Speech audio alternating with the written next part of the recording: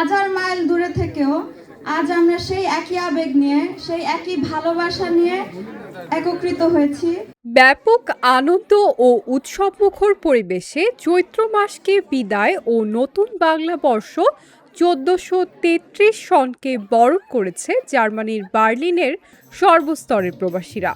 ১৯ April রোববার জার্মানির বার্লিনের সামাজিক ও সাংস্কৃতিক সংগঠন বাঙালির ঐতিহ্য ও তানপুরা মিউজিক স্কুলের আয়োজনে বর্ষবরণ অনুষ্ঠানটিতে ঝড় বৃষ্টি উপেক্ষা করে সর্বস্তরের প্রবাসীদের অংশগ্রহণ ছিল চোখে পড়ার মতো।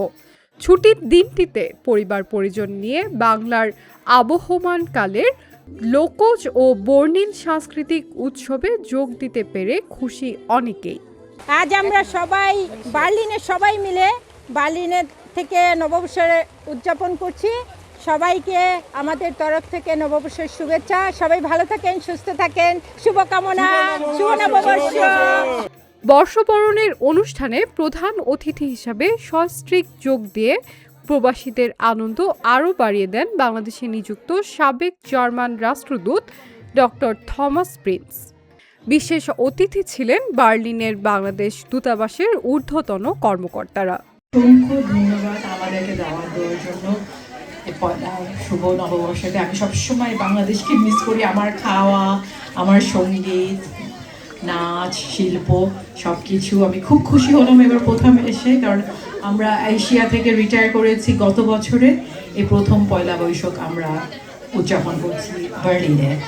আর খুবই ভালো লাগছে বাচ্চাদেরকে দেখে, এত সুন্দর সাজগোজ দেখে। It's a very nice weather. তার মধ্যে আবার কালো বৈশাখী ঝড়ও হয়ে গেল। সো সব মিলে একটা বাংলাদেশি আনন্দ চলে আসলো। বর্ষবরণ অনুষ্ঠানে মেলা, ঐতিহ্যবাহী পিঠাপুলি ও বাংলা খাবারের বিশেষ আয়োজন ছাড়াও প্রবাসী কয়েকশো শিশু শিল্পীদের মনোরম সাংস্কৃতিক পরিবেশনা দর্শকদের প্রশংসা কুড়ায়। আচ্ছা, আমরা সকলে মিলে চেষ্টা করেছি বাঙালির ঐতিহ্য এবং সংস্কৃতিকে নতুন প্রজন্মের কাছে পৌঁছে দেওয়ার জন্য। আমরা এরকম প্রোগ্রাম ভবিষ্যতে আরও আয়োজন অব্যাহত রাখবো এবং আমরা চেষ্টা করব বাঙালির ঐতিহ্য এবং সংস্কৃতিকে বিদেশে বড় হওয়া নতুন প্রজন্মের কাছে তুলে ধরতে।